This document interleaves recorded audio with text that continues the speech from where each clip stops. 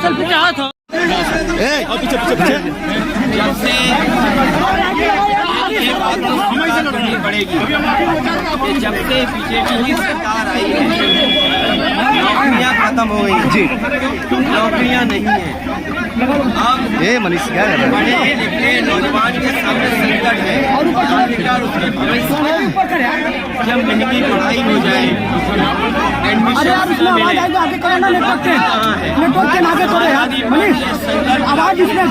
आने वाले समय में नौजवानों को सम्मान का रोजगार मिले, उस दिशा में काम करना होगा।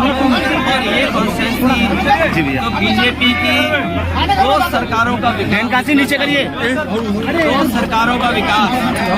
लेकिन जिन वादों को बीजेपी ने जनता में रखा, आज किसी वादे को पूरा नहीं किया। किसान की आय दोगुनी नहीं हुई, कोई भी सपना दिखाए लेकिन किसानों की आय दोगुनी नहीं हुई।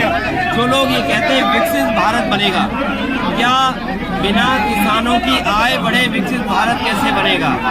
जो कहते हैं विकसित भारत के लिए काम कर रहे हैं, जब रोजगार बड़े पैमाने पर होंगे तो विकसित भारत कैसे बनेगा? जो निवेश का सपना दिखाया, आज उत्तर प्रदेश में निवेश नहीं आ रहा है। और हमने सबने देखा कि देश के प्रधानमंत्री जी गुजरात में निवेश का आयोजन कर रहे थे। बड़े बड़े उद्योगपतियों ने ये संकल्प लिया उनके सामने कि गुजरात में इन्वेस्टमेंट करेंगे। अगर इन्वेस्टमेंट गुजरात में चला जाएगा तो हमारे मुख्यमंत्री जी जो 40 लाख करोड़ का हिसाब लगा करके बैठे थे, उनके पास निवेश क्या आएगा? तो निवेश आ नहीं रहा। सरकार केवल इवेंट, कार्यक्रम, योजनाओं में पैसा डाइवर्ट कर रही है। और इतना भ्रष्टाचार, इतनी लूट और जमीनों पर कब्जा कभी उत्तर प्रदेश में नहीं हुआ जितना बीजेपी की सरकार में अधिकारियों ने मिलकर के बीजेपी नेताओं के साथ किया है। आज अगर भूमाफिया पार्टी कोई है तो वो भारतीय जनता पार्टी है।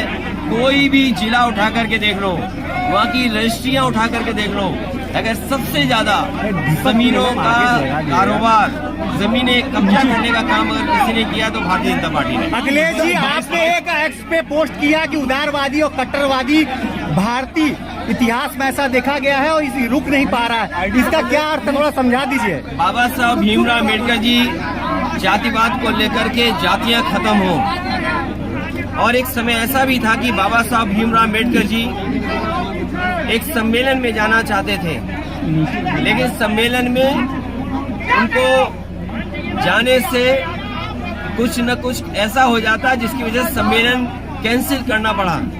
उसके बाद उन्होंने उसी भाषण को अपने ऐसे के रूप में एनिमिलेशन ऑफ कास्ट सबके सामने रखा।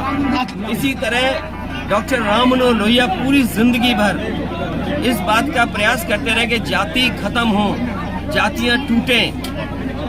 और नेताजी से लेकर के जितने भी समाजवादी आंदोलन चले हैं, उन्होंने जातियां तोड़ने का काम किया या जातियां कैसे टूटे उस दिशा में काम किया। चाहे वो राजनारायण जी हो, चाहे कर्पूरी ठाकुर जी हो, या पुराने तमाम नेता जिनके हम नाम ले सकते हैं। समाज में जातियां नहीं खत्म हुई।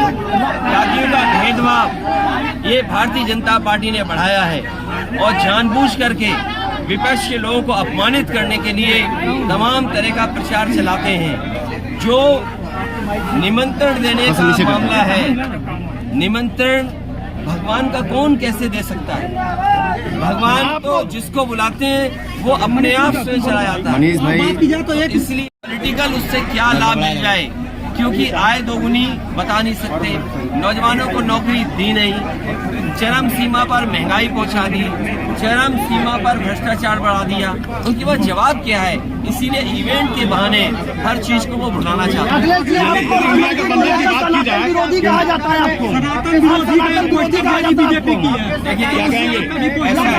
देखिए मेरे पत्रकार साथियों, अगर तुम ज्यादा सवाल पूछोगे तो तुम भी सनातन विरोधी हो जाओगे।